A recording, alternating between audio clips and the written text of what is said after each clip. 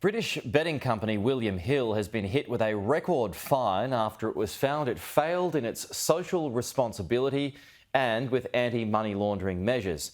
And this all comes ahead of an inquiry next week in Canberra about the power of the online gambling players in the country.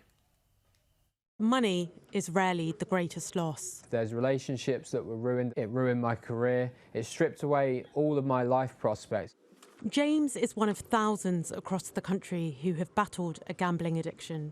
These stacks of paper are his losses to just one company during a 12-year addiction that started when he was just 16. Campaigners and recovering addicts like him are demanding tougher regulation and fast. There's too much reliance on individuals with a mental health condition, an addiction, to stop gambling, and that's naive. Actually, there needs to be much better regulation that means the gambling companies aren't encouraging people to gamble more than they can afford to, or incentivising what is essentially an illness.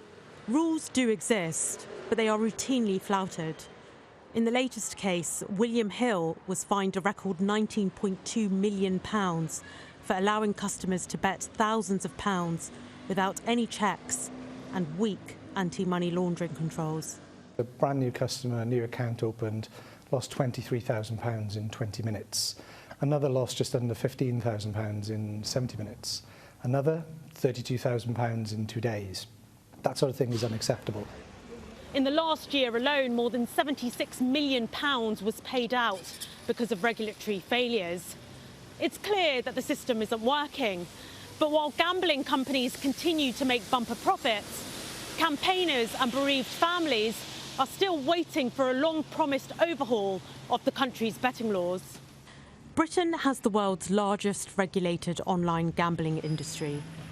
A white paper outlining new laws was promised in December 2020, but it has been repeatedly delayed.